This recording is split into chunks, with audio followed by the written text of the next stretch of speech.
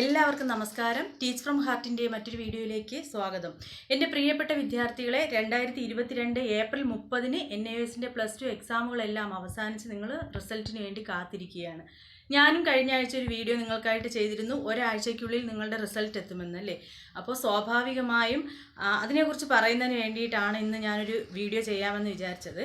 കാരണം നമ്മൾ സ്വാഭാവികമായി ചിന്തിക്കുകയാണെങ്കിൽ നിങ്ങൾക്ക് ജൂൺ 11 മുതൽ ജൂൺ 30-നകം വരെ നിങ്ങൾക്ക് കിട്ടാത്ത വിഷയങ്ങൾ, അതായത് ഏതെങ്കിലും ഒരു സബ്ജക്റ്റിന് നിങ്ങൾ തോറ്റുപോകുകയാണെങ്കിൽ അത് ഫൈനൊന്നും അടയ്ക്കാതെ തന്നെ നിങ്ങളുടെ എക്സാം ഫീ ജൂൺ 11 മുതൽ 30 വരെ അതിനകത്ത് ആണ് എന്ത് ചെയ്യാനുള്ളത്, അടയ്ക്കാനുള്ള ഒരു ഡേറ്റ് വന്നിട്ടുള്ളത്. അപ്പോൾ സ്വാഭാവികമായി നിങ്ങളുടെ റിസൾട്ട് ജൂൺ 10-നകത്ത് എത്തേണ്ടതാണല്ലേ. അപ്പോൾ സ്വാഭാവികമായ ഒരു കോമൺ സെൻസ് നമുക്കറിയാമല്ലേ, ജൂൺ 10-നകത്ത് തന്നെ നമ്മളുടെ റിസൾട്ടുകൾ എത്തും എന്നുള്ളത്.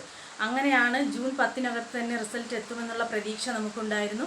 ഇനി ഞാൻ നിങ്ങളോടൊരു കാര്യം പറയാം, ജൂൺ 10-നോ 11-നോ എന്നോ ആയിക്കോട്ടെ, നിങ്ങളുടെ റിസൾട്ട് എന്ന് വന്നാലും നിങ്ങൾ ടെൻഷൻ അടിക്കേണ്ട ആവശ്യമൊന്നുമില്ല. കാരണം അത്രയ്ക്ക് ടഫൊന്നും ആയിരുന്നില്ല നിങ്ങളുടെ എക്സാം.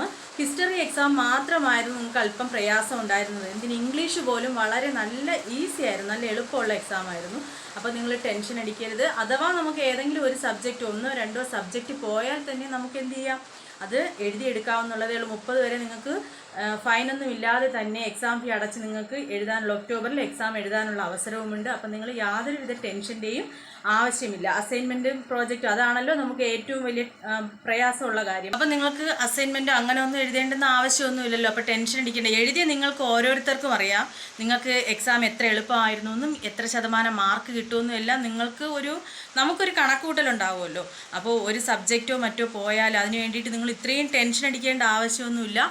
എല്ലാവരും പാസ്സാകും, എല്ലാവർക്കും നല്ല മാർക്കും കിട്ടും. അപ്പോൾ റിസൾട്ട് ഇന്നോ നാളെയോ ഒക്കെ എത്തുമെന്ന് തന്നെ നമുക്ക് പ്രതീക്ഷിക്കാം.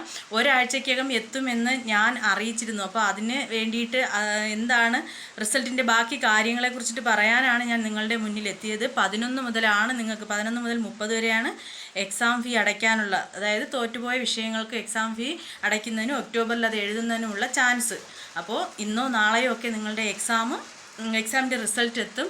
അപ്പോൾ ആരും ടെൻഷൻ അടിക്കരുത്, എല്ലാവരും ധൈര്യമായിരിക്കുക. റിസൾട്ട് വന്നതിന് ശേഷം എല്ലാവരും അറിയിക്കണം. അപ്പോൾ എല്ലാവരും റിസൾട്ട് വന്ന ശേഷം വീണ്ടും വന്ന് റിസൾട്ടിൻ്റെ വിവരങ്ങളെല്ലാം പറയണം. മറ്റൊരു വീഡിയോയുമായി നമുക്ക് വീണ്ടും കാണാം. നന്ദി.